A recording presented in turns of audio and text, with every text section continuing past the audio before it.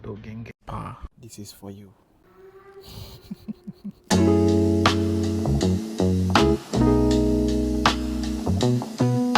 Ini kita punya kawasan kanak-kanak.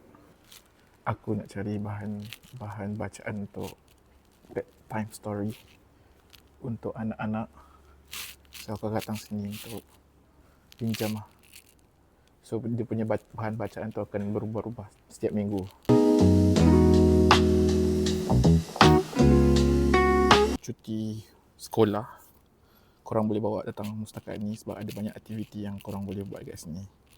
Biasanya dia ada tandingan mewarna, ada origami kelas. Korang boleh join lah kat sini. Kat sini buku-buku baru. Ini buku baru yang boleh baca. Boleh pinjam sekali. Kita pergi tingkat 2, bahagian adult, untuk cari nak pulang buku dan juga pinjam buku baru. Kifi guys. Buku yang paling sesuai dengan aku.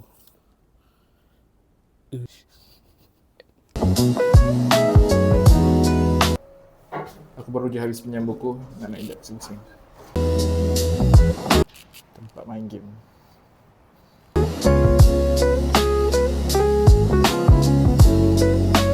Ni untuk reference, tak boleh pinjam. Ini adalah buku yang aku pinjam. Intermittent fasting. Aku tengah buat dan aku nak baca lebih dalam lagi. Buku untuk anak aku, robot dan juga pasal solat.